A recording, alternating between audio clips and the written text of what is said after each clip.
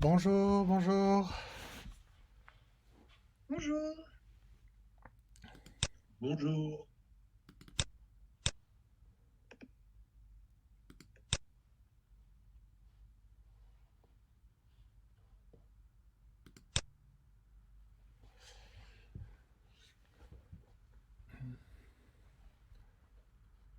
Voilà, j'ai partagé le PowerPoint. Est-ce que vous le voyez? Oui. Super.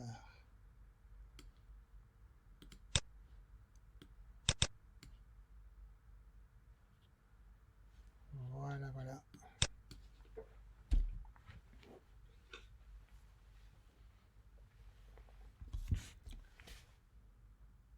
Ok, bah, on va pouvoir commencer.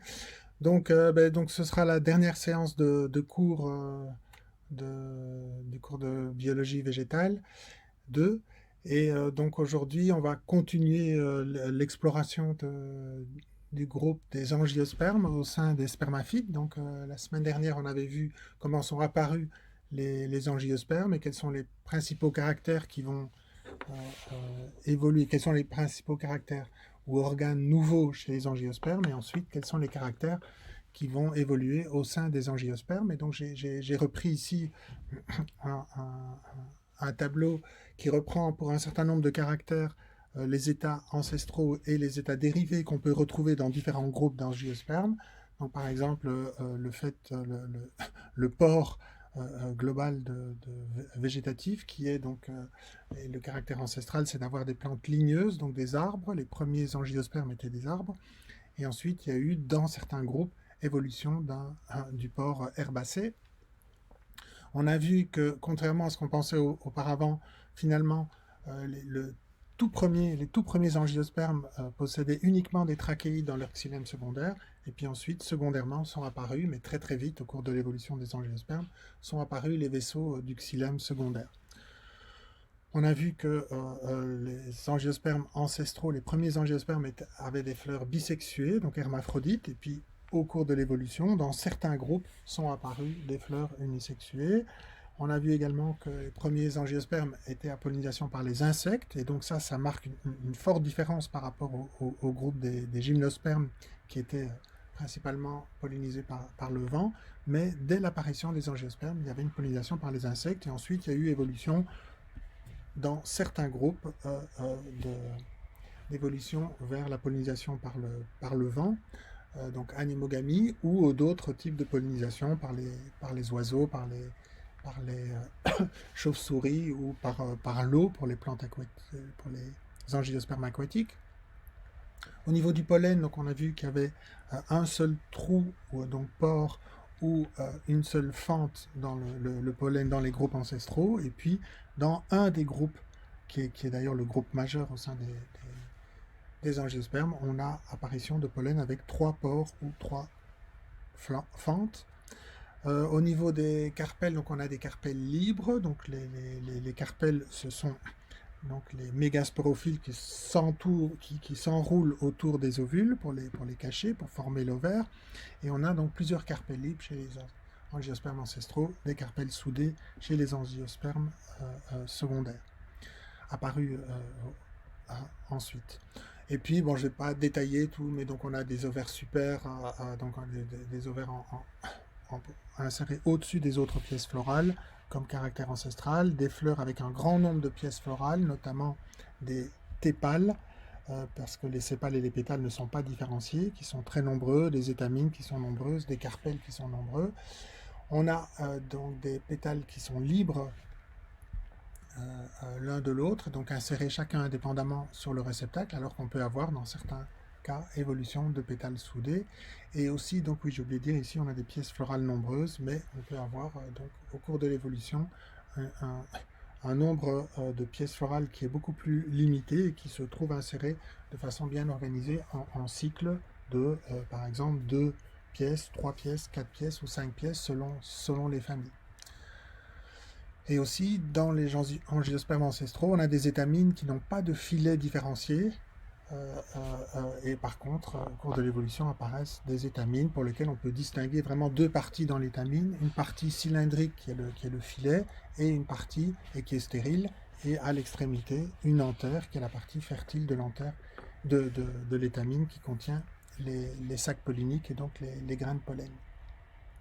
Voilà, et on va voir des exemples de différentes combinaisons de ces différents caractères en passant un peu en revue les grands groupes au sein des angiospermes.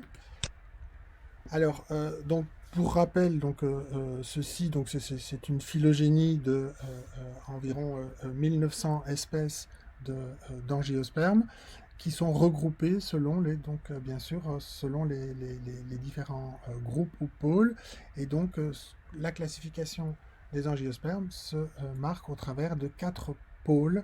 Le pôle Anita, qui va regrouper toutes les familles les plus ancestrales, donc les plus basales, le pôle des Magnoliidae ici, ensuite le groupe des monocotylédones, et puis ensuite le groupe des eudicotes, ou eudicotylédones, qui est de loin le groupe largement majoritaire chez les angiospermes. Et donc on peut le représenter aussi ici, donc dans une phylogénie, on voit bien que les familles les plus basales, donc les plus externes, correspondent au groupe Anita. Ensuite on a un groupe ici, le groupe encore ancestral, le groupe des Magnoliidae, et puis un groupe assez resserré en termes phylogénétiques, donc qui forme bien un groupe monophylétique, le groupe des monocotylédones, et puis le groupe des eudicotes, qui est donc le groupe qui est apparu le plus récemment, mais qui contient le plus grand nombre d'espèces au sein des angiospermes, donc qui s'est très très fortement différencié. Ici encore une autre représentation, donc on a ici ce groupe des eudicotes, qui est bien donc celui qui est à l'origine la plus récente, et qui est caractérisé notamment par ce pollen tricolpé. On a le pôle Anita, donc, qui est caractérisé par les familles les plus basales, mais qui sont regroupées artificiellement dans un pôle, puisque phylogénétiquement ça ne correspond pas à un groupe, puisque on voit qu'ici on a cette famille-là qui est isolée par rapport à toutes les autres, et puis celle-ci qui est isolée par rapport à celles qui viennent après, etc. Mais on les regroupe artificiellement en un pôle Anita.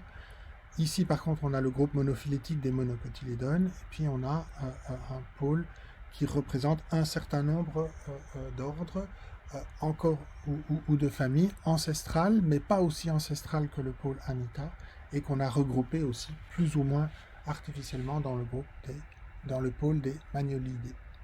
Et donc on va passer en revue ces quatre pôles, et on va démarrer avec le pôle Anita. Et donc on va voir d'ailleurs ici, l'une après l'autre, les 3 familles les plus importantes, Amborellacées, Nymphéacées et Iliciacées. Alors les Amborellacées, on en a déjà parlé la fois dernière, donc c'est la seule famille qui ne possède pas de vaisseau du xylème. Il y a un seul représentant actuel qui lui possède des fleurs unisexuées, et donc ça c'est un caractère dérivé, et c'est un petit peu contre-intuitif, puisque c'est le représentant le plus basal des angiospermes, mais l'espèce qui est présente encore actuellement dans cette famille, c'est une espèce qui secondairement a acquis ce caractère de fleurs unisexuées. Mais l'ancêtre des Amborellacées était bien à fleurs bisexuées. Et puis on retrouve des caractères classiques ancestraux, le fait de ne pas avoir de différence entre sépales et pétales. On n'a qu'un seul type d'enveloppe florale qui sont les tépales. On a plusieurs carpets libres, on le voit très bien ici, 5 carpets libres, un ovaire super, donc qui est inséré au-dessus des autres pièces florales, et donc dans les fleurs mâles, on voit les différents étamines qui sont insérés ici. On a des grains de pollen à un pore et une pollinisation par les insectes. Ensuite, la deuxième famille dans le pôle Anita, et on voit ici que le nom Anita provient en fait de la première lettre de chacune des familles qui est représentée dans ce pôle. Donc le N de Nymphéacées, c'est le N de Anita, qui est donc une famille qui contient un peu plus d'espèces que les Amborellacées, puisqu'il y a 70 espèces dans cette famille, et donc c'est la deuxième famille basale ou sœur par rapport aux angiospermes, mais qui par contre, sur le plan végétatif, a acquis un caractère dérivé qui est le caractère herbacé, et en fait ce sont des herbes aquatiques, les nénuphars que vous connaissez bien. Et donc là, on retrouve les caractères ancestraux, à savoir d'avoir des fleurs bisexuées, à pollinisation par les insectes. Quand on regarde, nos pollen à ancillons, on n'a que des tépales, et ce sont des tépales généralement de très grande taille. Donc on a des fleurs de grande taille qui sont très, très visibles, avec donc beaucoup de tépales, beaucoup d'étamines. On voit ici les étamines qui sont présentes également en grand nombre. Et par contre, au niveau des carpelles, on a soit des carpelles libres, soit des carpelles soudées, ça dépend des différentes espèces à l'intérieur de la famille des Nymphaeaceae. Et une particularité, c'est que, on peut le voir ici, c'est que les carpelles sont en partie, donc partiellement enfoncées dans le réceptacle, et donc c'est pour ça qu'on parle d'ovaires semi-infères, parce qu'il n'est pas tout à fait à l'extrémité du réceptacle, ils sont enfoncés en partie dans le réceptacle. Donc ovaire semi-infère. Une particularité, si on regarde une fleur de nénuphar, c'est qu'on a en fait un passage graduel des tépales vers les étamines. C'est assez particulier, mais au cours du développement, on voit que donc on a une disposition spiralée des pièces, c'est-à-dire que les tépales les plus grands sont à l'extérieur, puis au fur et à mesure qu'on se rapproche du centre de la fleur, on a des tépales qui deviennent de plus en plus petits. Et à un moment donné, on voit qu'à l'extrémité du tépale, on commence à avoir une structure un peu particulière ici, qui sont des petites anthères. Et donc, on a des tépales qui commencent à produire des grains de pollen. Donc, on a des petits sacs polliniques. Donc ça, en fait, c'est une étamine. C'est un tépale qui est devenu une étamine. Et puis, si on regarde plus loin le long sur le réceptacle de la fleur, on voit qu'on a des étamines à part entière, où on a donc encore un rétrécissement de cette partie-là du tépale, et on a un allongement de la partie fertile, donc des sacs polliniques. Voilà.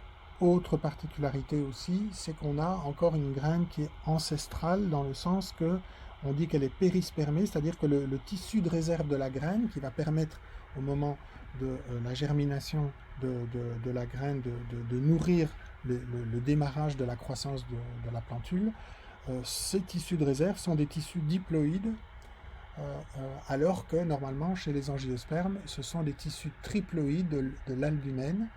Et donc on voit que chez les Nymphaeaceae, cet albumène il est encore très peu développé. Et donc cet albumène qui résulte de la fécondation de deux cellules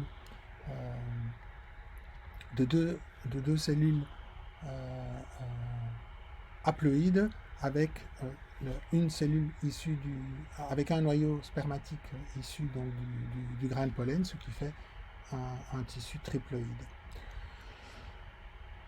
Voilà, alors juste deux illustrations de fleurs au sein des Nymphaeaceae. Donc on a les nénuphars, Nymphaea, donc des fleurs de très grande taille avec un très grand nombre de tépales. Donc on a bien des fleurs avec un grand nombre de pièces florales.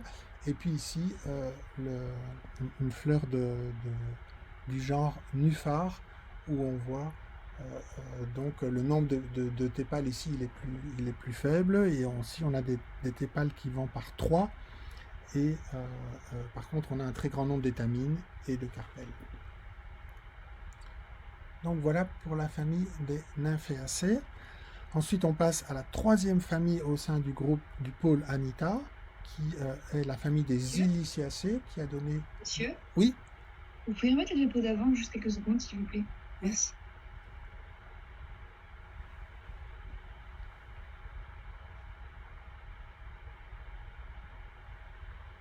Merci. Voilà, donc ça c'est Nymphaeaceae. Ensuite on passe donc à la famille des Iliciaceae, qui est une famille aussi où le nombre d'espèces est assez limité, 37 espèces. Donc cette fois-ci on revient à des arbres qui produisent des huiles essentielles. Donc ça c'est aussi un caractère ancestral chez les angiospermes. On a donc des fleurs bisexuées comme chez les Nymphaeaceae. Et puis donc des carpelles libres à ovaires super. Donc on voit ici les fleurs. Donc on a un très grand nombre de tépales à disposition spiralée. Ensuite on a un très grand nombre d'étamines qui sont ici, et ensuite un grand nombre de carpelles libres. On voit ici dans une coupe longitudinale on voit donc on voit ici le réceptacle qui est allongé, ce qui est typique des fleurs à ovaire super, et à l'extrémité de ce réceptacle se trouvent insérés les carpelles, indépendamment l'un de l'autre, donc ils sont bien libres et insérés au-dessus des autres pièces florales qui viennent s'insérer plus bas sur le réceptacle. Et on a aussi des étamines tout à fait de type ancestral, comme on l'a vu chez les nymphéacées, c'est-à-dire qu'on a les filets, les anthères qui ne sont pas différenciés. On a une partie plate ici, puis à l'extrémité, les sacs polliniques. Par contre, au niveau de la graine, on a cette fois-ci une graine pour laquelle le tissu de réserve, c'est bien l'albumène, donc c'est bien ce tissu triploïde, et donc on dit qu'on a une graine albuminée, comme chez la plupart des autres angiospermes. C'est ce tissu triploïde qui va nourrir en premier lieu la plantule. Donc voilà pour la famille des Iliciacées, avec juste un exemple de fleurs chez les Iliciacées. Donc on voit ce très grand nombre de tépales colorées, les étamines ici, également présents en grand nombre, et puis les carpelles ici. Donc notamment il y a une plante condimentaire dans la famille des Iliciacées, c'est l'anis étoilé. Donc on dit étoilé, pourquoi? Parce qu'on a donc plusieurs carpelles qui vont donner des fruits allongés qui forment ce qui est utilisé comme condiment. Riche en huile essentielle, comme beaucoup de plantes condimentaires. Voilà pour la famille des Iliciacées. Ensuite, il reste en fait deux autres familles dans le pôle Anita, la famille des Triméniacées et la famille des Ostrobelliacées, mais je ne vais pas en parler ici, ce ne sont pas des familles importantes. Voilà, on a terminé donc avec le pôle Anita. Et donc, simplement ici, je reprends le tableau avec les caractères ancestraux, les caractères évolués, et j'ai mis en jaune les états de caractère qu'on peut retrouver au moins dans une famille ou une espèce dans le pôle Anita.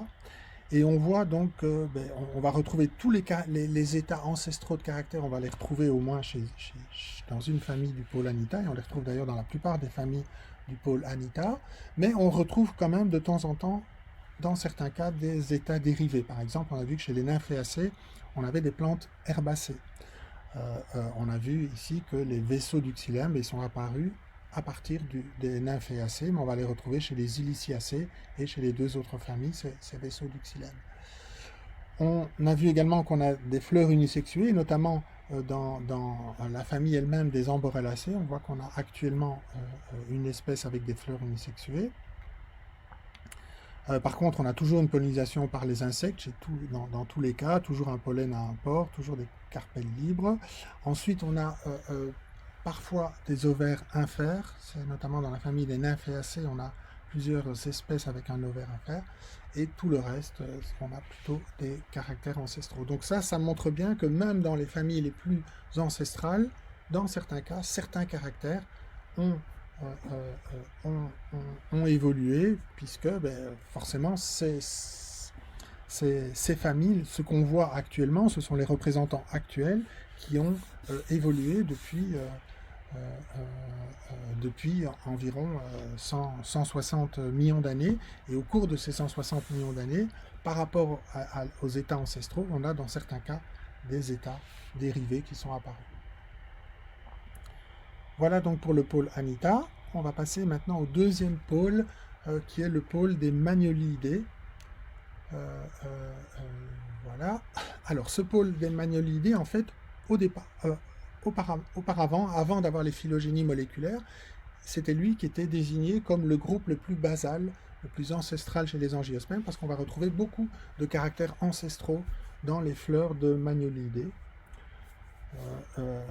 Et donc, mais c'est seulement avec l'apparition des phylogénies moléculaires qu'on s'est rendu compte. Et donc, au sein de ce pôle des Magnolidés, on mettait notamment la famille des nymphéacées, par exemple. Et puis, les phylogénies moléculaires ont montré qu'ils étaient phylogénétiquement distincts. Mais ça reste néanmoins des groupes ancestraux. Alors, donc, on a notamment la famille des Magnoliacées, qui fait environ 200-220 espèces. Ce sont donc des arbres avec production d'huile essentielle, avec typiquement chez les Magnoliacées un axe, un réceptacle très allongé, ce qu'on appelle le torus. Donc on voit ce réceptacle très allongé sur lequel sont insérés les tépales, mais on les a enlevés ici, puis les étamines, donc ça ce sont les étamines, et puis à l'extrémité les différents carpels, et on voit ici donc les différents carpels qui sont insérés jusqu'à l'extrémité de ce réceptacle. Donc ça c'est vraiment un caractère ancestral, et du coup on a beaucoup de carpels libres à ovaire super, et on a des tépales qui sont insérées en spirale sur le réceptacle. Donc voici un exemple de fleurs de magnolia. Et c'est le moment, ils sont en fleurs, donc c'est le moment d'observer, éventuellement de faire une coupe longitudinale dans une fleur de magnolia. Il y a plusieurs espèces. Et donc ici, on voit donc les tépales insérés en position spiralée, les plus grands à l'extérieur, les plus petits au centre. Ensuite, on passe aux étamines et puis les carpels. Donc les tépales sont à disposition spiralée, on a beaucoup d'étamines, et les étamines, ce sont des étamines comme on les a observées par ailleurs chez les nymphéacées ou chez les iliciacées, c'est-à-dire qu'on a des étamines qui sont aplaties, il n'y a pas de distinction entre un filet et une antère, et on a donc les sacs polliniques qui sont insérés ici de part et d'autre de l'étamine, tout le long. Voilà pour les Magnoliacées. J'ai pas d'autres illustrations, non? Ensuite, on va juste voir une autre famille dans le pôle des Magnolidés, qui est une famille, elle, qui contient beaucoup plus d'espèces, la famille des Lauracées, qui sont des arbres à l'huile essentielle, et donc il y a un représentant bien connu qui est le laurier noble, qui est utilisé également comme condiment. Et les feuilles de laurier, et donc par contre au niveau des fleurs, là on a une variation, c'est-à-dire qu'on peut avoir soit des fleurs bisexuées chez certaines lauracées ou des fleurs unisexuées. Et ici par exemple dans le groupe le genre Sassafras, on a des fleurs, ici on a des fleurs mâles avec des tépales et uniquement des étamines, et ici des fleurs femelles avec uniquement toujours les tépales et un carpel, et il n'y a plus d'étamines. Donc on a les deux possibilités.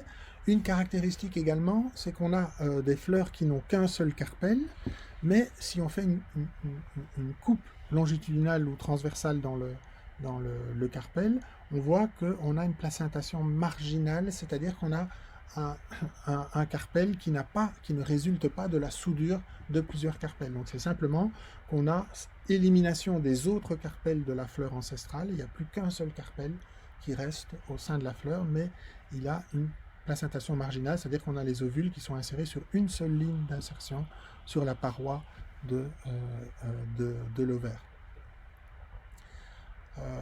On a aussi des tépales qui sont parfois en plusieurs cycles. Ici, on a par exemple, donc dans la fleur de Sassafras, on voit qu'on a 2 cycles de 3 tépales. Donc on a 3 tépales ici qui font partie du premier cycle, ensuite un deuxième cycle de 3 tépales, et on voit qu'ils sont décalés par rapport aux autres tépales ici, donc ce qui montre bien que c'est sur 2 cycles différents. Et puis au niveau des étamines, on peut voir aussi qu'on a 2 cycles de 3 étamines qui sont décalées les unes par rapport aux autres. Et enfin, une dernière caractéristique qui est assez unique de cette famille des Lauracées, c'est d'avoir des étamines qui ont un mode d'ouverture et donc un mode de dispersion du pollen qui est très particulier. Ce sont des étamines à ouverture par clapet. Donc au moment de l'anthèse, c'est-à-dire quand les étamines s'ouvrent, on a un petit clapet qui s'ouvre à l'extrémité de l'anthère et qui va donc libérer un trou par lequel les grains de pollen vont s'échapper.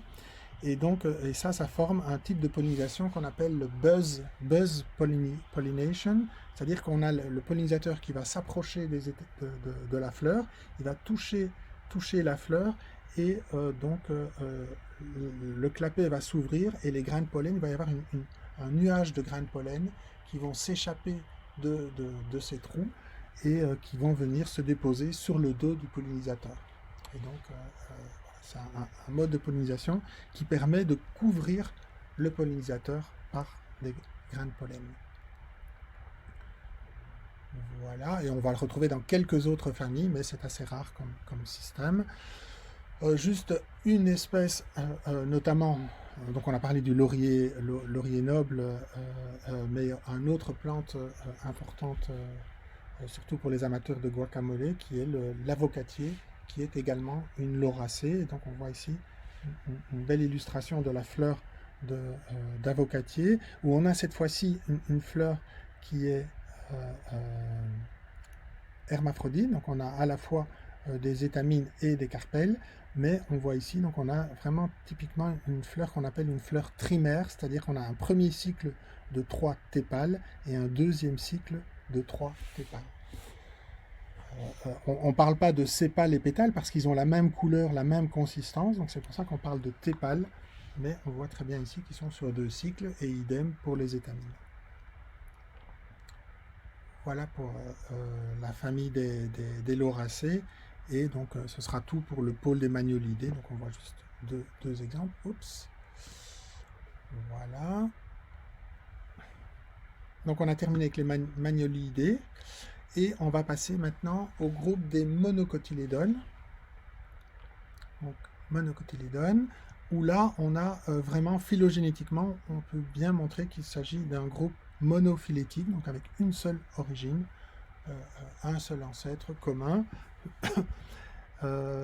avec donc toute une série de caractères à la fois végétatifs, le fait d'avoir un seul cotylédon alors que toutes les autres angiospermes ont généralement 2 cotylédons, absence de croissance secondaire de la tige, donc on n'a jamais d'arbre de vrais arbres au sein des monocotylédones, et une nervation des feuilles qui est particulière, donc les faisceaux vasculaires sont parallèles les uns aux autres, il n'y a pas de ramification des faisceaux vasculaires au sein des feuilles. Par contre, les monocotylédones possèdent certains caractères qui sont partagés avec le pôle Anita et le pôle des magnolidés, à savoir le fait d'avoir des pollens à un seul pore ou une seule fente, et d'avoir des fleurs qui sont souvent trimères. Et ça, c'est quelque chose on vient de le voir dans la famille des lauracées au sein des magnolidés. On l'avait vu également, je pense, chez les... on peut l'observer dans le pôle Anita. On l'avait vu notamment chez la fleur de nuphar dans les nymphéacées, d'avoir des fleurs où les pièces vont par 3, ce qui est beaucoup plus rare dans les autres, dans le dernier pôle qui est le pôle des eudicotes. Alors, donc, au sein donc, de ces monocotylédones, on va juste voir 2 familles, et 2 familles très, très différentes. Une famille qui est plutôt ancestrale, donc qui est une monocotylédone basale, et qui est donc la famille des butomacées. Donc ce sont des plantes herbacées aquatiques, donc ça fait penser un petit peu au nénuphar, mais quand on regarde les fleurs, on voit que ça n'a rien à voir avec des fleurs de nénuphar. On a bien des fleurs trimères, avec 2 cycles de 3 tépales, donc un premier cycle ici, un deuxième cycle décalé par rapport à l'autre, et puis des étamines qui vont par 3 également, et des carpelles libres, dans une coupe longitudinale ici, enfin c'est un schéma, mais on voit qu'on a bien des carpelles libres l'un de l'autre. On peut le voir aussi ici, les carpelles sont libres, et on voit qu'on a ici des étamines avec, cette fois-ci, qui sont des étamines dérivées, parce qu'on voit très, très bien la différence entre le filet de l'étamine et l'antère. Donc on a bien une séparation, ce qu'on n'observait pas ni dans le pôle Anita, ni chez les magnolidés. Voilà, donc ce qui est intéressant, c'est que c'est une des rares familles au sein des monocotylédones à avoir les carpelles libres. Ensuite, tous les autres vont avoir des carpelles soudées. Alors, au sein donc, de ces monocotylédones, il y a donc notamment deux familles qui sont très importantes en tant que plantes alimentaires. Ah oui, j'ai peut-être oublié de parler du nombre d'espèces. Donc, le pôle des monocotylédones possède environ 65 000 espèces. Et ce qui est donc non négligeable à l'intérieur des angiospermes. Donc, à l'intérieur des angiospermes, on a 360 000 espèces au total. À noter que la semaine dernière, dans mes anciennes diapos, j'avais repris une valeur qui était reprise traditionnellement, qui était de 235 000 espèces chez les angiospermes, mais les dernières mises à jour sur le nombre d'espèces chez les angiospermes, c'est environ 360 000 espèces. Il y a encore beaucoup d'espèces qui ne sont pas décrites, mais les dernières mises à jour montrent un nombre d'espèces de l'ordre de 360 000, et dont 65 000 appartiennent au pôle des monocotylédons.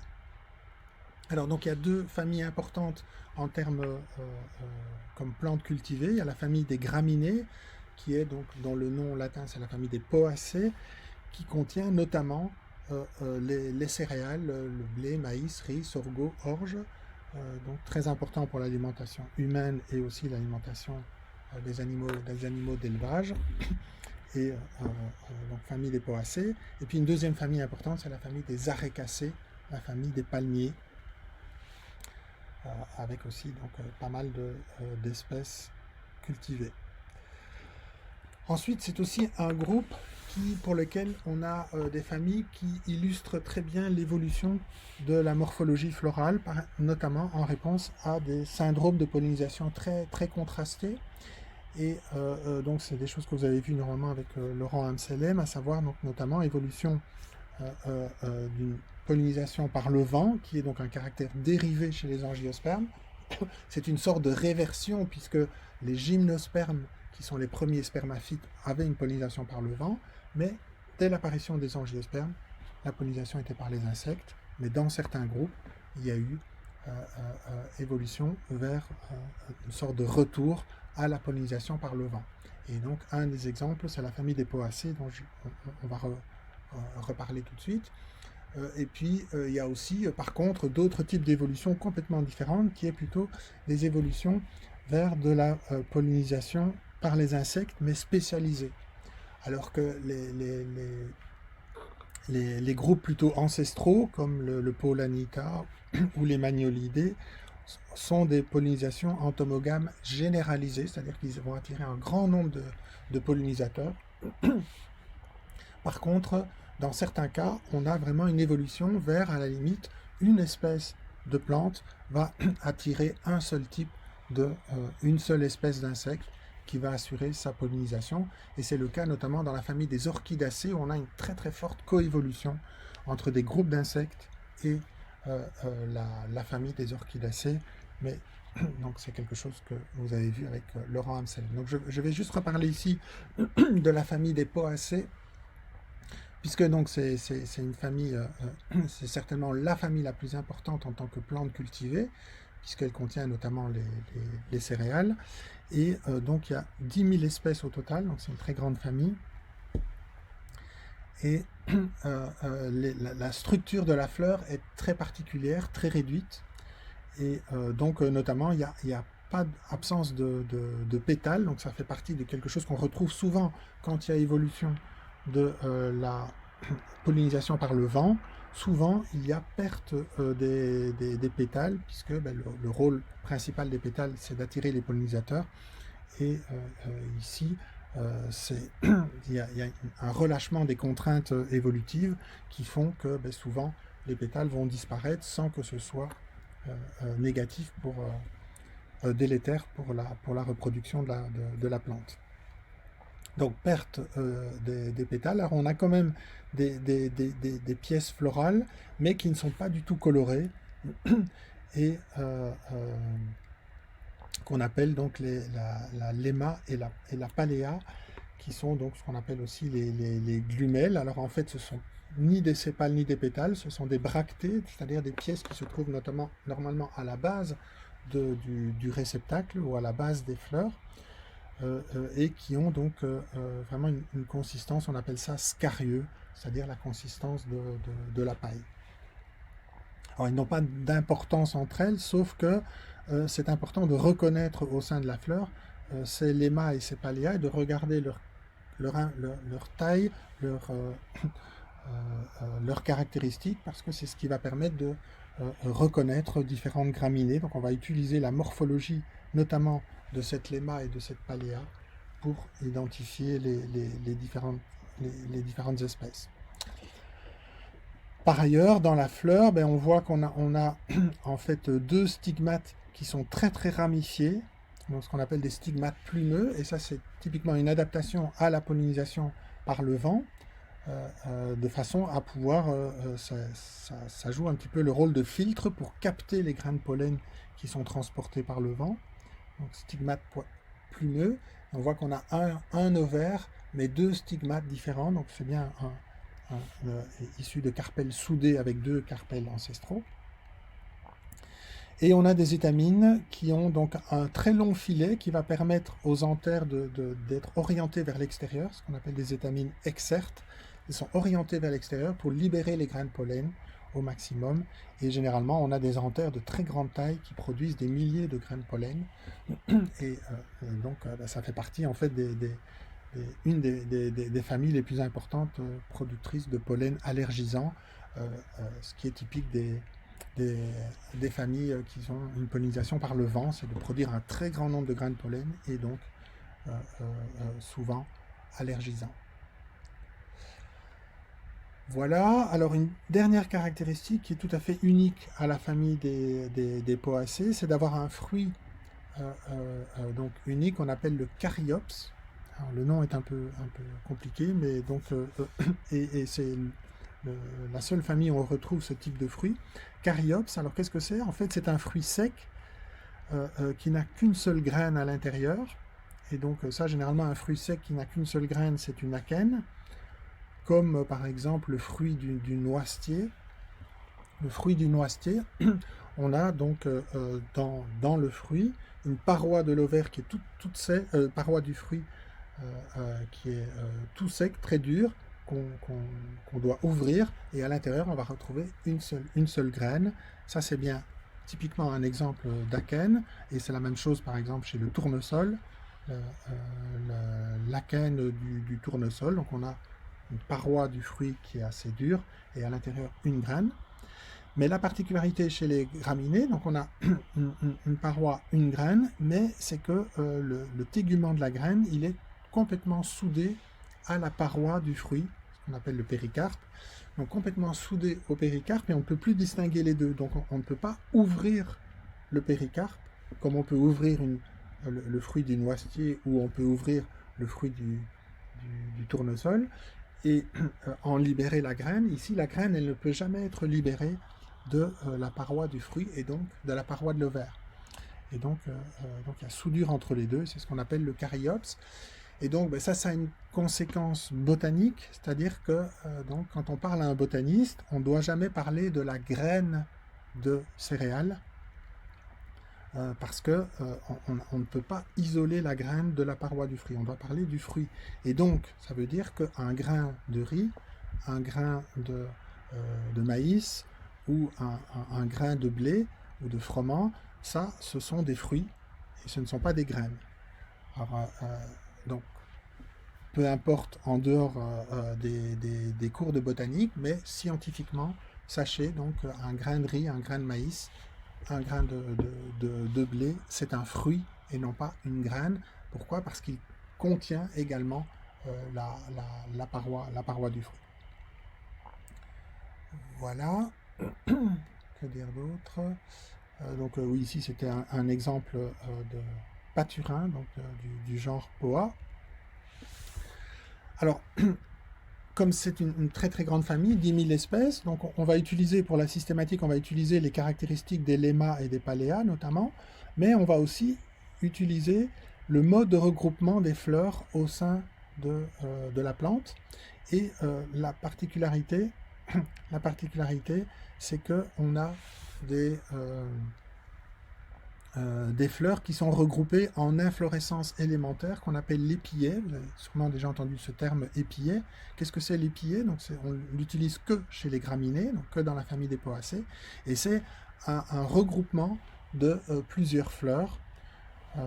Donc c'est une inflorescence élémentaire, et c'est encore un peu plus compliqué parce que généralement ces différents épillets sont eux-mêmes regroupés en inflorescences composées, c'est-à-dire des inflorescences d'inflorescences, des inflorescences d'épillets, que sont l'épi.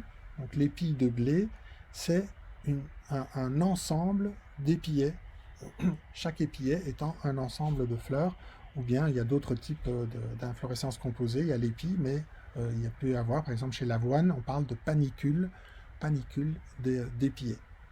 Alors, donc, on revient à cette inflorescence élémentaire qui est l'épillet. Donc, voici un exemple d'épillet multiflore tel qu'on peut l'observer chez le paturin ou donc le poa ou chez la fétuque, chez Festuca. Si donc je regarde en détail l'épillet, donc on voit qu'on a effectivement, donc c'est bien une inflorescence élémentaire puisqu'on a plusieurs fleurs. Donc ici dans cet exemple, il est représenté 4 fleurs dans cet épillet. Chaque fleur possède sa lemma et sa paléa, donc ces deux glumelles, et puis les étamines et le carpel. Donc ici c'est un exemple. Un deuxième exemple, donc on a ce qui est le plus externe, c'est la lemma, ce qui est le plus interne, c'est la paléa, et puis les étamines, le carpel, etc. On a ça 4 fois. Ensuite, donc ça va être l'épillet, et une façon de bien identifier l'épillet, c'est de voir qu'à la base de l'épillet, on a toujours 2 glumes, qui sont, les glumes, c'est l'équivalent des bractées, sauf que il y a les fleurs qui étaient sous-tendues par ces bractées ont disparu. Et donc dans un épillet, on a toujours d'abord 2 bractées qui n'ont pas de fleurs sous-jacentes. On le voit ici, donc c'est ce qu'on appelle les 2 glumes. Et ensuite, on a une fleur, donc on a ici la lemma qui est l'équivalent de la glume ici, mais il y a bien une fleur sous-jacente, idem ici et là. Donc l'épillet, on peut toujours l'observer dans le sens qu'on a donc 2 bractées qui sont les glumes, qui ne possèdent pas de fleurs en dessous, et ensuite on a plusieurs fleurs, et le nombre de fleurs est caractéristique d'un épillet. On a des épillets avec beaucoup de fleurs, des épillets avec très peu de fleurs. Voilà, donc ça c'est pour la caractéristique de l'épillet, et donc tout le jeu, quand on observe une graminée de près, quand elle est en fleur, c'est de distinguer qu'est-ce qui est une fleur, qu'est-ce qui est un épillet, et à quoi ressemble l'inflorescence composée. Est-ce qu'on a plutôt un épi, est-ce qu'on a plutôt une panicule, etc. Et donc c'est comme ça qu'on va pouvoir identifier les différentes graminées. Alors juste pour un exemple sur les poacées les plus importantes, notamment, c'est le cas du blé, donc qui est le genre Triticum. La particularité du blé, c'est que l'inflorescence composée, c'est un épi. Donc on le voit ici, l'épi. Mais, donc je vous rappelle, c'est un épi sur lequel, à chaque niveau sur l'épi, on n'a pas des fleurs, mais on a des épillets. C'est une inflorescence composée. Et donc chaque épillet a la particularité. Donc si j'isole ce qui trouve à un niveau, par exemple ici, je l'isole, j'enlève ceux qui sont en dessous et ceux qui sont au-dessus, je n'ai plus qu'un seul épillet, et on voit donc la particularité du blé, c'est que chaque épillet est multiflore, donc il y a bien plusieurs fleurs, ce qui est le cas entre guillemets normal ou ancestral chez les graminées. Donc voici mon épillet, j'ai mes deux, rappelez-vous qu'un épillet il est fait de 2 glumes à la base desquelles il n'y a pas de fleurs, et puis ensuite plusieurs fleurs, et on a bien le cas ici, on a une glume, une deuxième glume ici, et si je vais regarder à l'intérieur, je ne vois rien. Par contre, ici, là j'ai une première fleur, une deuxième fleur, une troisième fleur ici, une quatrième fleur ici. Et donc, ça c'est une fleur, ça c'est ma lemma qui est ici, la lemma, et ça c'est la paléa de la première fleur, c'est-à-dire qu'on a, vous voyez, l'autre bractée qui est de l'autre côté de la fleur, donc une lemma, une paléa, et entre les deux, mais c'est caché ici, on a donc les étamines et le carpel. Et ce qu'on voit chez le blé notamment, c'est que la lemma, elle contient une arête, donc c'est un prolongement de la lemma qui permettra ultérieurement, après la production du fruit, de pouvoir aider à disséminer le fruit. Donc on peut distinguer, tandis que la paléa, vous voyez, elle n'a pas d'arête, celle-ci a une arête, ce qui permet de dire, ça c'est une fleur. Ici j'ai une lemma, une paléa, c'est une deuxième fleur. Ici j'ai une lemma, mais la paléa elle n'est pas visible, c'est une troisième fleur, une quatrième fleur, et ici une cinquième fleur, mais qui elle va peut-être jamais se développer. Et donc tout ceci est regroupé sous forme d'épis.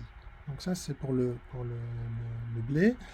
Ici, un autre exemple d'épi multiflore, c'est le cas chez la fétuque, où on a donc les deux glumes qui sont là, et puis ensuite on a plusieurs fleurs, mais ici elles ne sont pas ouvertes. Mais la seule chose qu'on peut voir, c'est ces fameuses étamines exertes qui sortent carrément de l'épillet pour libérer leur grain de pollen. Et on voit par ailleurs aussi les stigmates plumeux qui essayent de capter les grains de pollen. Et puis donc on a vu l'exemple d'un épillet multiflore avec le blé, et on va terminer pour les graminées avec un exemple de graminées avec un épillet uniflore. Donc là ça se complique, c'est-à-dire qu'on a une inflorescence, mais qui ne contient finalement plus qu'une seule fleur parce que les autres ont été avortées. Et donc c'est ce qu'on a l'exemple chez l'orge, qui est donc une autre céréale importante, surtout pour les amateurs de bière notamment. Donc l'orge, donc voici un épi, donc une inflorescence composée d'orge qui est fait donc à chaque niveau. On a plusieurs épillets, et cette fois-ci on voit notamment que les lémas, donc les bractées de chaque fleur, ont une arête qui est très très longue. Donc chez l'orge, on voit que l'arête elle est très très longue, beaucoup plus longue souvent que chez le blé, mais bien que chez le blé ça varie d'une variété à l'autre, mais chez l'orge on a toujours des arêtes très très longues, ce qui permet de le reconnaître de loin, mais de près on peut aussi le reconnaître dans le sens qu'à chaque niveau sur l'axe de l'épi, au lieu d'avoir un seul épillet multiflore comme on avait ici chez le blé, on avait un seul épillet multiflore avec les deux glumes et plusieurs fleurs, ici on a deux glumes, une fleur, deux glumes, une autre fleur, deux glumes, on n'en voit qu'une, une autre fleur, et donc en fait on a trois épillets par niveau dans sur l'épi d'orge. Et les épillets sont des épillets fortement réduits, puisque les glumes sont toutes petites, on le voit ici, et il n'y a qu'une seule fleur dans l'épillet. Donc tout ça, c'est en disséquant et en reconnaissant. Donc ce qui est toujours reconnaissable, ce sont les glumes, les deux glumes ici, les deux glumes ici, qui permettent d'isoler un épillet et de vérifier s'il est uniflore comme ici, ou multiflore comme chez le blé ou chez la fétuque. Voilà donc quelques éléments qui vous permettront d'essayer d'utiliser les clés détermination dans les flores pour identifier les graminées. Voilà. Alors donc ça c'était deux exemples de monocotylédones, et puis on va passer maintenant au groupe des eudicotes, qui est donc de loin le grand groupe majoritaire chez les angiospermes. C'est un groupe monophylétique, c'est le groupe qui a son origine la plus récente, qui est caractérisée notamment par du pollen tricolpé, et notamment aussi par le fait que les anthères sont toujours bien différenciés du filet. Voilà, et juste pour rappeler que c'est bien un groupe majoritaire chez les angiospermes. Voilà, alors ça c'est une représentation très très simplifiée des différents sous-groupes qu'on va pouvoir observer au sein des eudicotes. Donc le groupe en lui-même, on a vu qu'il était monophylétique, il a une origine qui date d'il y a environ 120 millions d'années. Comme caractère unique aux eudicotes, c'est d'avoir du pollen à 3 pores, comme ici, ou 3 fentes, comme ici, pollen tricolpé, et d'avoir des fleurs qui sont presque toujours cycliques. Donc on n'a pas de fleurs avec un très grand nombre d'enveloppes florales, et comme les fleurs de nénuphar ou les fleurs de nymphéa, les fleurs de magnolia, on a plutôt des fleurs cycliques, mais par contre le nombre de pièces par cycle, ça peut varier de 2, 4 ou 5. C'est presque jamais 3. 3, c'est dans les autres pôles qu'on va retrouver des fleurs trimères. On n'a presque jamais de fleurs trimères chez les eudicotes. Elles sont soit dimères, tétramères ou pentamères. Et on a des étamines qui ont toujours un filet cylindrique distinct de l'anthère. Alors donc, ici, on va simplement voir un représentant parmi différents... chacun des groupes qui sont représentés ici. Donc on va vraiment survoler, puisqu'on a une très grande diversification, mais voir juste quelques exemples. Et on va démarrer avec un représentant des groupes basaux chez les eudicotes, donc ce qu'on appelle les eudicotes basales, donc qui sont les premières à s'être séparées du reste des eudicotes. Et donc, notamment, on a l'ordre des ranunculales avec la famille des ranunculacées, notamment les renoncules, donc qui est donc une famille avec quand même relativement importante, avec 2000 espèces. Et à cause des caractéristiques morphologiques de la fleur, ces ranunculales, au départ, elles étaient rattachées au pôle des Magnoliidae, donc dans les traitements, enfin donc notamment les traitements botaniques que j'ai eu moi quand j'ai démarré mes études, on plaçait les renoncules dans le pôle des Magnoliidae, et c'est seulement avec l'apparition des phylogénies moléculaires qu'on s'est rendu compte que les ranunculales étaient très éloignées des Magnolia et que phylogénétiquement, et donc notamment avec cette caractéristique des pollens tricolpés. Alors donc ces ranunculacées, donc c'est une famille de plantes herbacées, donc ça c'est bien un caractère dérivé. On a cette fois-ci séparation de sépales et pétales bien distincts, donc on n'a plus des tépales comme on l'avait dans les groupes ancestraux, on a bien sépales et pétales distincts, et généralement par 5 dans la famille des ranunculacées. Par contre, on a un caractère encore ancestral qui est le fait d'avoir des fleurs bisexuées.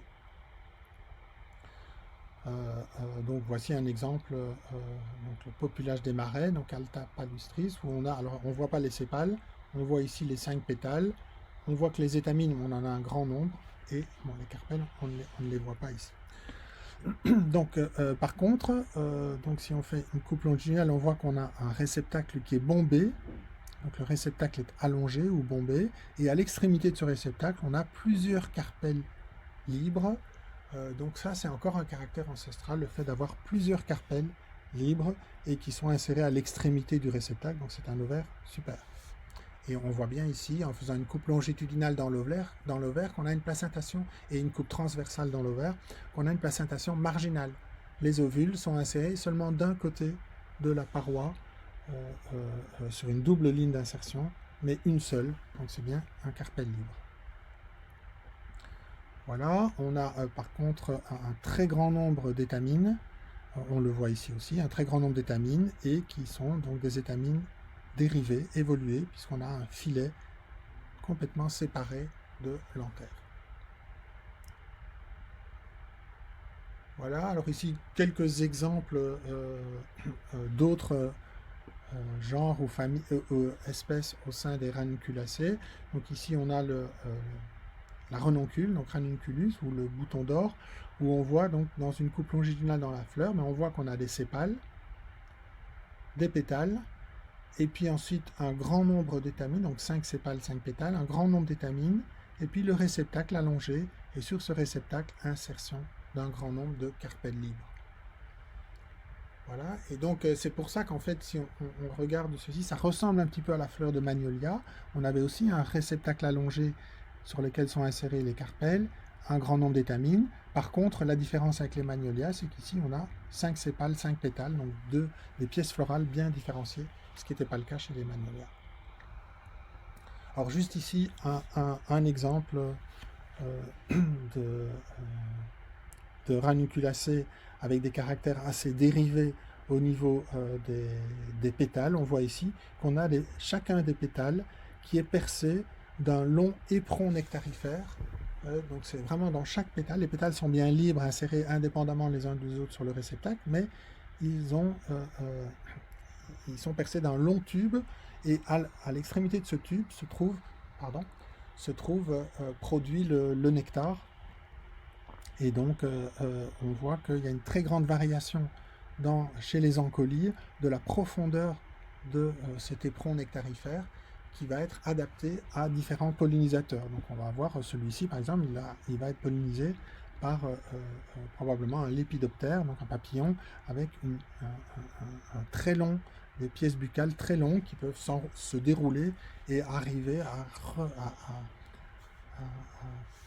rechercher le nectar tout au fond de cet éperon nectarifère.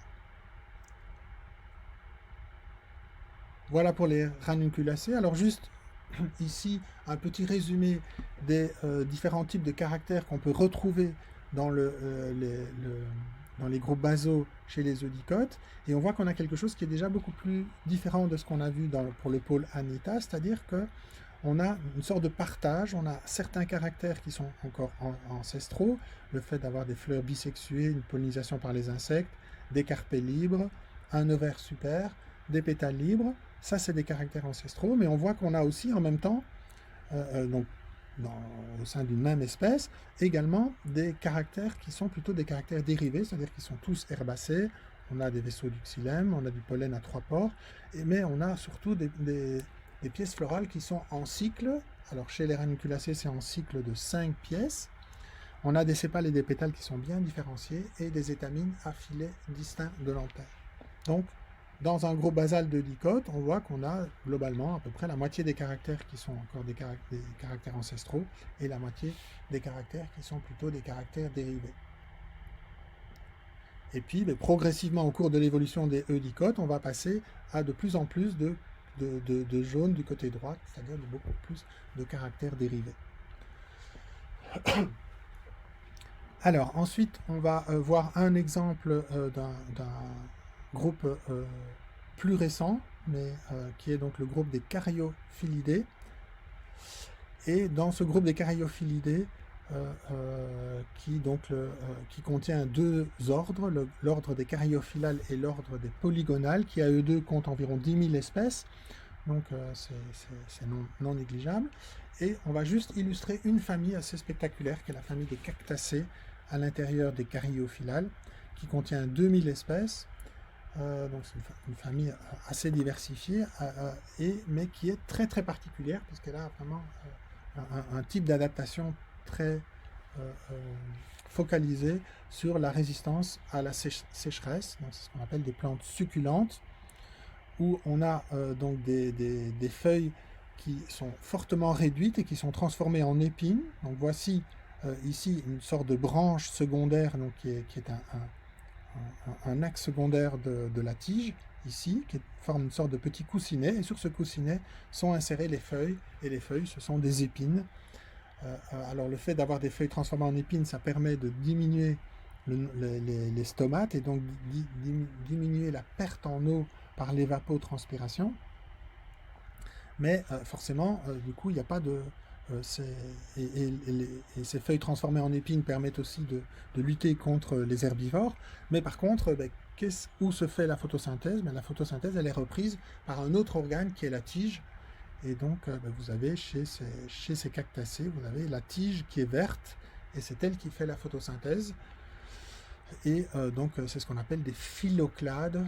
Clade, ça veut dire un axe, une tige, et c'est une tige qui ressemble à une feuille et qui prend le rôle de la feuille, à savoir de faire la photosynthèse. Et donc ici, idem, ce sont des tiges aplaties, mais ça a bien la structure de tige, et sur ces tiges se trouvent insérées les feuilles qui sont les épines, et se trouvent insérées aussi les fleurs. Voilà, alors la fleur de cactus, ça vaut la peine si vous avez la possibilité d'observer une fleur de cactus, une fleur assez complexe, où on a de nombreux pétales et étamines. Donc ici, on a une coupe longitudinale dans une fleur, qui nous montre, donc on a un très grand nombre de pétales, ce qui est assez inattendu, un très grand nombre d'étamines, et on voit que l'ovaire, les ovules ici, ils sont enfoncés dans le réceptacle, et donc on a un ovaire infère, avec des carpelles soudées, et on peut le voir un petit peu, mais il faudrait plutôt une coupe transversale pour bien le voir. Les ovules sont insérés sur la paroi de l'ovaire, mais sur plusieurs lignes d'insertion. Donc on a une placentation pariétale, donc ovaire soudé, placentation pariétale chez les cactus. Donc ça, c'est des caractères fortement dérivés. Et puis on a le style et plusieurs stigmates qui permettent de compter le nombre de carpelles qui se sont soudées. Voilà, une particularité du groupe des caryophyllales, c'est d'avoir un embryon qui est toujours courbé. L'embryon est courbé, c'est une caractéristique qu'on va retrouver chez toutes les caryophyllales. Voilà donc pour les cactacées, avec un type d'adaptation végétative très particulière à la sécheresse. Donc ça, c'était les Caryophyllidés. Maintenant, on passe à un très grand groupe important qu'on appelait jadis les Rosidés. Tout ça, on appelait ça les Rosidés. Et puis finalement, avec les phylogénies, on a vu qu'ils étaient regroupés en plusieurs sous-groupes. Et donc, on les a appelés les Eurosidés, partie 1.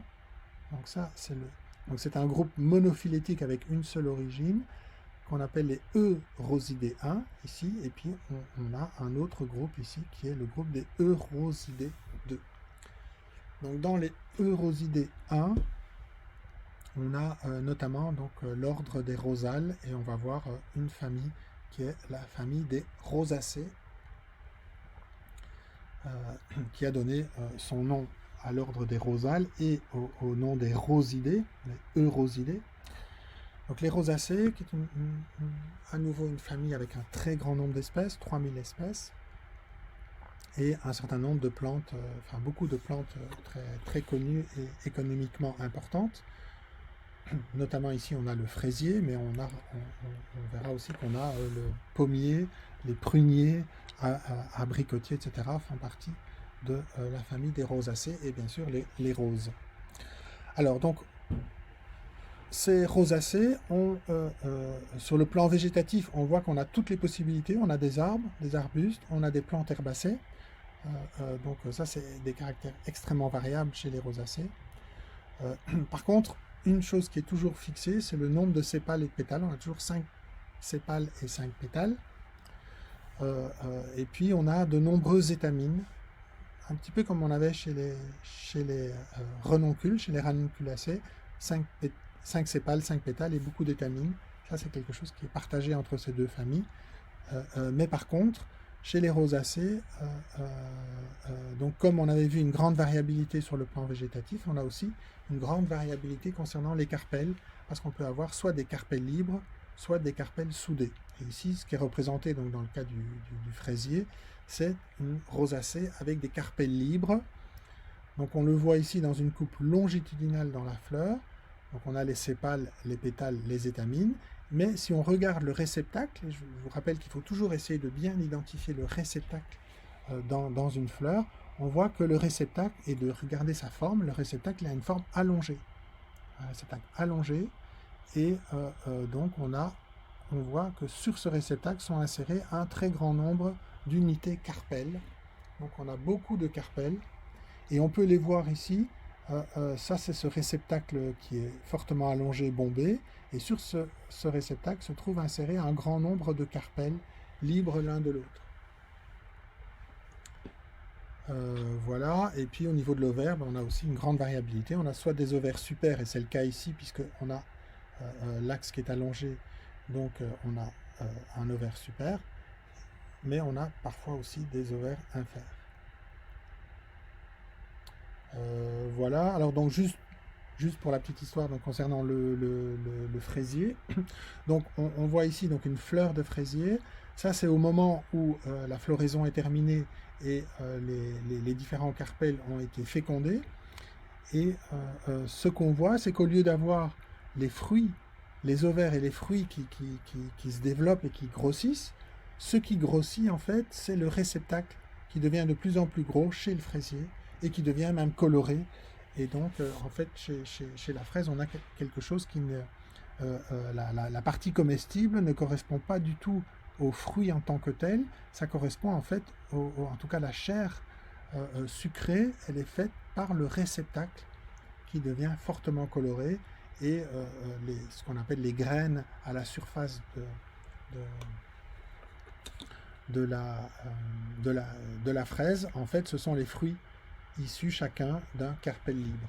Donc ça, ce sont les fruits. D'ailleurs, on les appelle souvent les akènes. C'est bien le cas. Il s'agit bien de fruits à la périphérie de la fraise. Donc là, le fruit au sens commun du terme n'a plus rien à voir avec le fruit au sens botanique du terme, puisque le fruit au sens botanique du terme, ce sont ces akènes à la périphérie de la fraise. Voilà, un autre exemple bien connu de rosacée, toujours un carpelle libre, c'est le genre rosa, mais là on a quelque chose d'assez unique, c'est-à-dire qu'on a des carpelles libres, mais le réceptacle est invaginé, et donc on a des ovaires infères.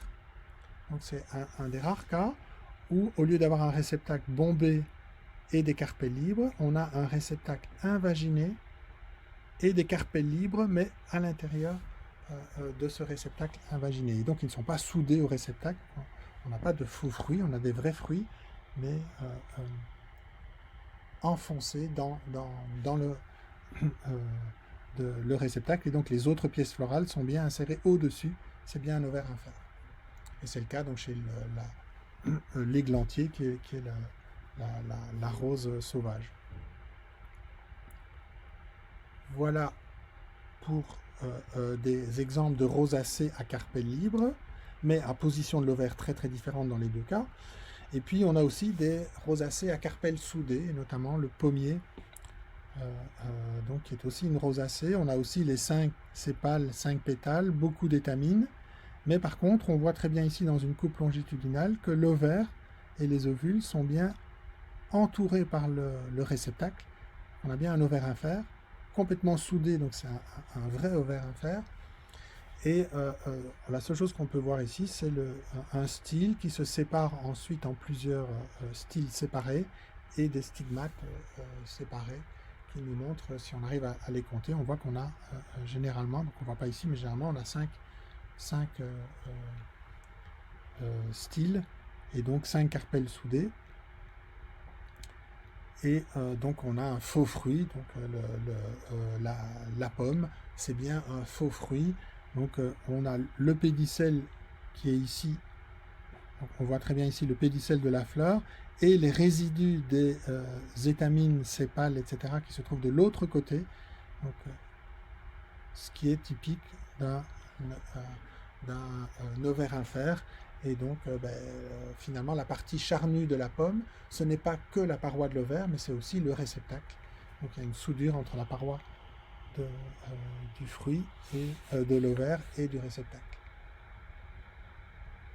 Voilà, donc c'est ce qu'on vous avait rappelé ici. Là, je vous rappelle ici. Donc, quand on a un ovaire super, on a un réceptacle plutôt allongé ou bombé, et le carpel se trouve au milieu, donc au-dessus du niveau d'insertion des autres pièces florales, c'est bien un ovaire super.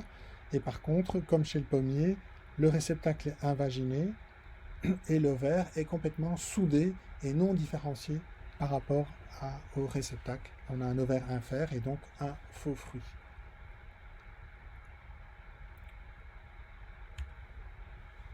Voilà pour un exemple de E rosidé 1, et puis on va voir un exemple de E rosidé 2.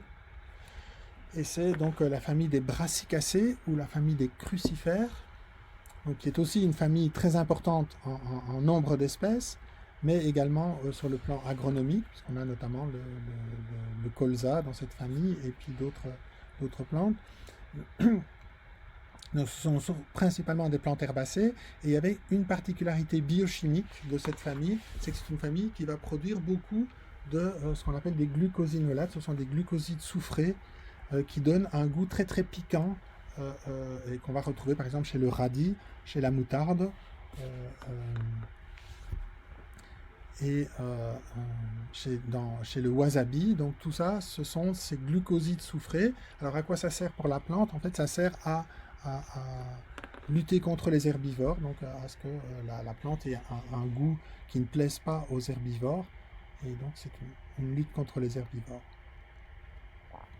Alors il y a plein de particularités dans cette famille des brassicacées, donc notamment on a toujours 4 sépales, 4 pétales, donc 4 sépales, 4 pétales, mais c'est surtout au niveau des étamines, on a quelque chose d'unique dans cette famille, donc on peut tout de suite reconnaître une fleur de brassicacée parce qu'on a au total 6 étamines, 4 étamines de grande taille et 2 étamines de petite taille. Donc on a 4 grandes étamines et 2 petites, il y en a une ici, il y en a une autre de l'autre côté. Et donc on a 2 cycles d'étamines, les 4 qui sont décalés par rapport aux pétales, et puis le deuxième cycle d'étamines qui sont donc ces 2 étamines de petite taille. Donc on le voit très bien ici, les 4 grandes étamines et les 2 petites étamines ici. Voilà, et puis bon, il y a d'autres particularités, à savoir qu'on a donc deux carpels soudés, on a une placentation pariétale, les ovules sont insérés sur la paroi, mais il y a une sorte de fausse cloison au centre de l'ovaire. Et donc on a l'impression que les ovules sont insérés sur cette cloison, mais en fait les ovules sont bien insérés sur la paroi de l'ovaire. Que dire d'autre? Donc ici, oui, l'exemple du colza. Donc ça, ce sont les fruits du colza. Ce sont des fruits très allongés qu'on appelle la silique, qu'on a parfois tendance à confondre avec la gousse des légumineuses. Et la différence justement entre les deux, entre une silique, donc qui est un fruit allongé qui contient beaucoup, qui est un fruit sec qui contient beaucoup de graines, et la gousse, qui est aussi un fruit sec allongé qui contient beaucoup de graines, mais la silique possède cette fausse cloison typique qu'on appelle donc le réplum, qui n'existe pas dans la gousse des légumineuses. Donc, c'est une des choses qui permet de les distinguer au niveau des fruits. Par contre, les fleurs n'ont rien à voir dans les deux cas. Alors donc cette famille des brassicacées, donc elle contient beaucoup d'espèces cultivées, donc, notamment la moutarde, le radis, le colza. Contient aussi beaucoup d'espèces qu'on retrouve un peu partout, beaucoup d'espèces avec une large distribution, notamment la Capsella bursapastoris, la bourse à pasteur, qui elle, au lieu d'avoir un fruit allongé, elle a un fruit en forme de cœur, donc la silicule, c'est un fruit particulier chez cette bourse à pasteur. Et puis on a aussi, c'est aussi une famille importante parce qu'elle contient l'espèce modèle chez les angiospermes pour les études génétiques et génomiques, qui est donc Arabidopsis thaliana, l'arabette, qui était le premier génome végétal à avoir été séquencé, notamment parce qu'il a un tout petit génome, donc 150 mégabases, alors que par exemple dans le génome humain on a 3 gigabases, donc, et aussi donc, énormément d'études génétiques qui ont été faites à partir chez cette espèce. Alors donc juste une petite digression sur le fait que donc, dans mon équipe de recherche, on étudie fortement cette famille des brassicacées et on étudie donc on fait de la génomique évolutive, donc on étudie l'évolution du génome de ces brassicacées, notamment parce qu'au sein de cette famille, on a un très grand nombre d'événements de polyploïdie. Donc ici c'est une phylogénie très simplifiée des brassicacées où sont représentés par ici ces ovales, se sont représentés des événements de polyploïdie. Et donc il y a eu un événement il y a environ 40 millions d'années qui est à la base de la famille, donc au démarrage de la famille, il y a eu un événement de duplication du génome. Et puis secondairement, dans certaines lignées, il y a eu d'autres événements plus récents qui ont lieu, par exemple, il y a 20 millions d'années, et puis aussi des événements il y a 10 millions d'années, ou des événements très très récents de polyploïdisation. Donc c'est un phénomène récurrent chez les brassicacées d'avoir ces phénomènes de duplication du génome. Et aussi, on s'intéresse aussi à l'évolution du système de reproduction chez les brassicacées. Donc chez ces brassicacées, il y a un mécanisme très particulier d'auto-incompatibilité qui permet d'éviter, chez ces plantes hermaphrodites, d'éviter l'autofécondation avec une reconnaissance du soi. Donc un pistil va reconnaître son propre pollen et va le rejeter. Et donc les gènes qui sont exprimés dans le pollen et dans le pistil qui vont se reconnaître sont des gènes qui ont été identifiés et on peut suivre leur évolution au sein de cette famille. Et ce qu'on voit, c'est que régulièrement dans certaines lignées, on a perte de ce système. Donc un des deux gènes, soit le gène pollen, soit le gène pistil, mute, perd sa capacité de reconnaissance, ce qui permet de faire de l'autofécondation. Et dans certains cas, notamment chez Arabidopsis thaliana, qui est une espèce fortement autogame, qui fait de l'autofécondation, qui dans certaines situations, on s'intéresse, quand il y a par exemple perte de pollinisateurs, il peut y avoir intérêt à pouvoir faire de l'autofécondation, puisque c'est la seule façon de pouvoir produire des graines. Voilà donc pour cette brassicacée. Et on va terminer avec donc une dernière famille au sein du groupe des astéridés. C'est la famille des astéracées qui est la famille qui contient le plus grand nombre d'espèces au sein des angiospermes. Donc c'est une famille qui contient 23 000 espèces, ce qui fait à peu près un tiers des monocotylédones à elle seule. donc cette famille des astéracées ou famille des composés. Et c'est une famille qui, sur le plan de l'évolution de la fleur, est très très particulier parce qu'on peut vraiment fortement se tromper. C'est-à-dire que quand on regarde ceci, on aurait tendance à dire que ça c'est une fleur de chardon, mais quand on va regarder de près, et c'est la même chose avec le tournesol, on a l'impression qu'on a une fleur de tournesol ou une fleur de chardon, mais en fait quand on regarde, on voit que chaque élément ici correspond à une fleur. Donc ce ne sont pas des pétales ou des étamines d'une fleur, mais ce sont bien des fleurs à part entière. Donc on a donc un regroupement des fleurs en inflorescence très dense, unique chez les astéracées, qu'on appelle des capitules. Et donc c'est une inflorescence pour laquelle on a l'axe de l'inflorescence, au lieu d'être allongé, c'est plutôt un plateau. Donc on a une sorte de plateau, donc c'est plus ou moins plat, cet axe du capitule, et sur ce plateau viennent s'insérer un très grand nombre de fleurs. Et on peut se représenter ça aussi, par exemple, chez le tournesol, vous avez un axe plat, et sur cet axe plat se trouve inséré un grand nombre de fleurs. Voilà, alors, donc oui, ce plateau, il est entouré d'un très grand nombre de bractées. Donc des bractées, ce sont des pièces qui normalement sous-tendent une fleur, mais pour lesquelles la fleur qui est sous-tendue a disparu. Et donc on a un très grand nombre de ces bractées que vous voyez ici, qui vont recouvrir tout à fait le plateau du capitule. Alors, autre caractéristique, c'est que les sépales forment ce qu'on appelle un pappus, et que les sépales se développent après la formation des fruits et vont aider à la dissémination du fruit. C'est par exemple le cas chez le pissenlit. Quand vous soufflez sur des fruits de pissenlit et ça s'envole, la partie qui forme cette espèce de collerette de poils qui permet que ça s'envole, ça ce sont les sépales qui ont un rôle plutôt au moment de la dissémination du fruit. Donc c'est un rôle complètement modifié des sépales. Alors on a une corolle soudée, donc on voit que les différents pétales, donc chacune de ces fleurs, donc chaque élément ici c'est une fleur, et pour chacune de ces fleurs on a donc des pétales qui sont fortement soudés. Voici la partie libre des pétales, et tout le reste est soudé. Et on a donc des carpelles soudées avec un ovaire infère. Donc on voit ici très bien que l'ovaire il est infère. Les pétales sont insérés au-dessus du niveau d'insertion à l'extrémité du réceptacle, et donc le réceptacle il est bien en dessous et il entoure l'ovaire. Et on a une placentation basale, c'est-à-dire qu'il y a un seul ovule inséré à la base de l'ovaire. Le fruit qui est un fruit sec avec une seule graine à l'intérieur, c'est le fruit du tournesol par exemple, donc c'est une akène.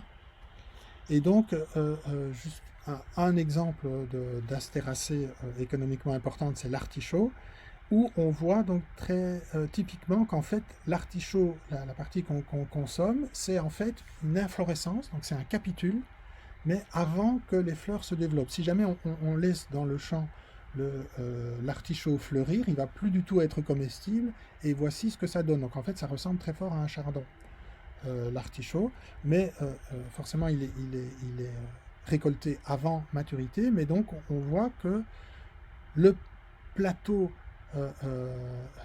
le plateau du capitule, ça correspond en fait au cœur d'artichaut, la partie qui est réellement comestible. Ensuite, on a ces bractées, ce qu'on appelle les feuilles d'artichaut. En fait, ce sont des bractées qui sont de part et d'autre. Et puis, ce qu'on a ici, ce qu'on appelle le foin, en fait, ce sont les fleurs de l'artichaut, mais qui ne se sont pas encore développées.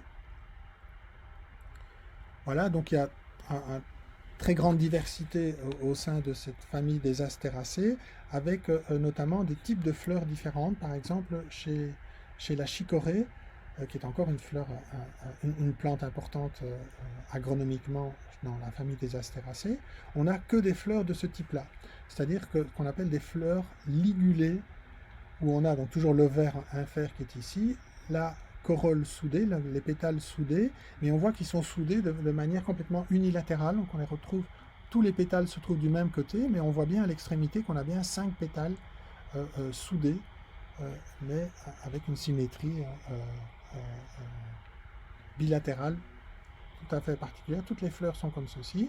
Ici on a le style et puis les deux stigmates, et ici on a les étamines.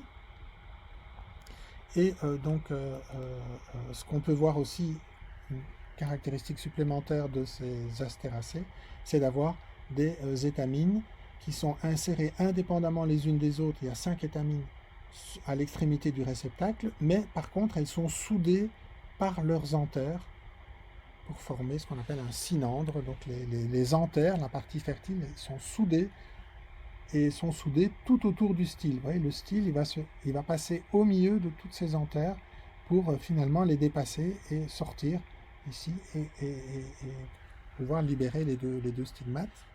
Donc, caractère unique chez ces astéracées, c'est d'avoir ces étamines soudées par la partie fertile de l'étamine, c'est-à-dire l'anthère. Et donc, on a vu les exemples de la chicorée où on n'a que des fleurs comme ceci qu'on appelle les fleurs ligulées.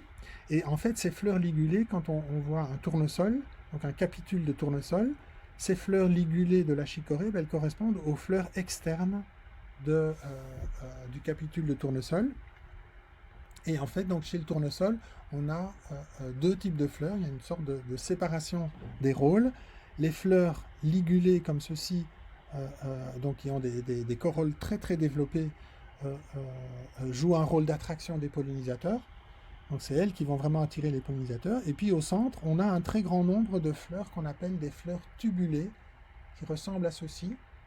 Donc voici à nouveau l'ovaire infère, les pétales soudés en une longue corolle. Et donc ces fleurs sont vraiment très très petites. Et puis on a les deux stigmates ici, et puis les anthères soudées, mais on ne le voit pas très bien ici. Et donc on voit qu'on a un très grand nombre de ces fleurs qui se trouvent au centre du capitule. Et ces fleurs-là, ce sont vraiment les fleurs qui vont produire le pollen et qui vont produire les ovules et après maturation les fruits. Donc il y a une séparation du travail, les fleurs ici qui produisent les ovules et les fruits, et les fleurs externes, les fleurs ligulées externes qui servent à attirer les pollinisateurs.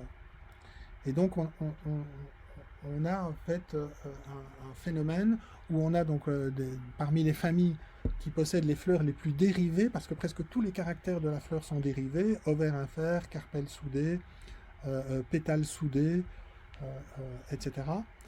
En fait, ces fleurs, elles finissent, l'inflorescence dans son entièreté finit par ressembler à une fleur ancestrale. Ça ressemble presque à une fleur de nénuphar ou à une fleur de magnolia, sauf que ce qui ressemble au nénuphar ou au magnolia, c'est pas une fleur, mais c'est un ensemble de fleurs, c'est une inflorescence.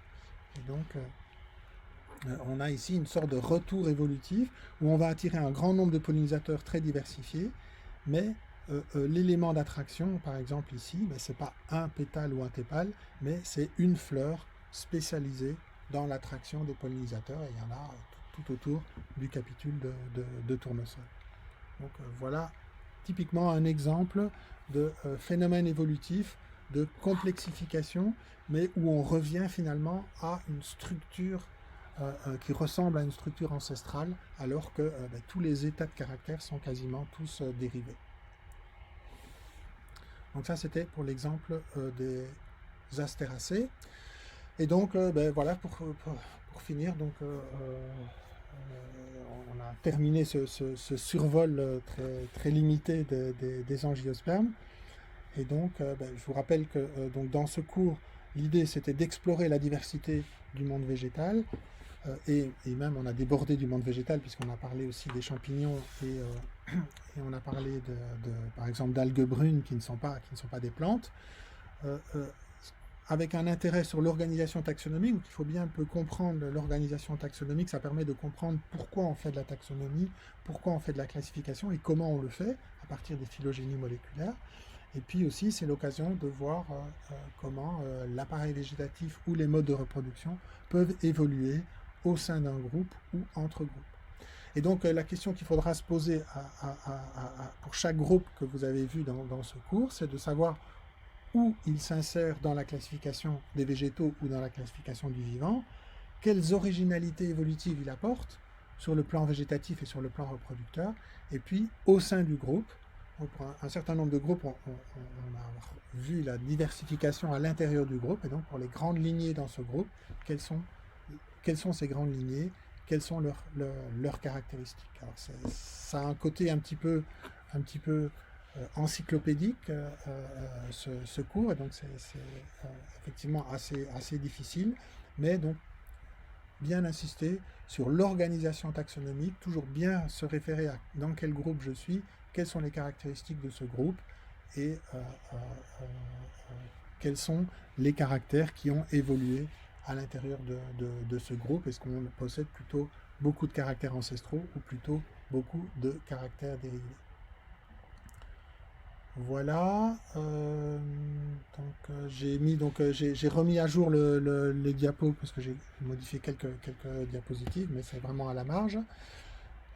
J'ai enregistré normalement les 2 dernières séances, et donc je vous les mettrai à disposition sur le cours pour éventuellement si vous voulez revoir certaines choses.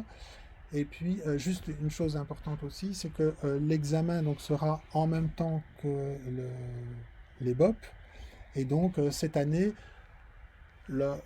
pour la partie angiosperme, donc le cours qu'on vient de voir aujourd'hui, c'est un cours qui n'a pas été donné au BOP, et donc je ne vous interrogerai pas sur cette partie-là. Donc sur la partie diversification des angiospermes, vous ne serez pas interrogé. Par contre, sur la première partie, origine des angiospermes et quels sont les caractères ancestraux dérivés, là, vous êtes susceptible d'être interrogé. Voilà, j'ai terminé. Si vous avez des questions spécifiques par rapport au cours, vous pouvez les poser maintenant, ou éventuellement me les poser ultérieurement par mail. Excusez-moi, monsieur. Oui. En gros, la partie 5.2 ne sera pas à l'examen? C'est quelle partie exactement qui ne sera pas à l'examen? C'est à partir de diversification des angiospermes.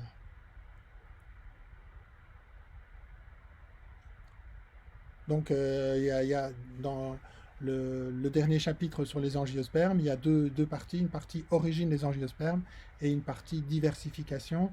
Alors, on avait vu le démarrage de la diversification, c'est-à-dire l'existence de 4 grands pôles. Ça fait partie encore. Mais par contre, à partir du moment où on passe en revue les différentes familles présentes dans chacun des pôles, ça, je ne vous interrogerai pas là-dessus à l'examen. D'accord, merci beaucoup. Voilà. Bon, bonne journée à vous. Bonne continuation. Merci à vous également. Merci, au revoir. Au revoir.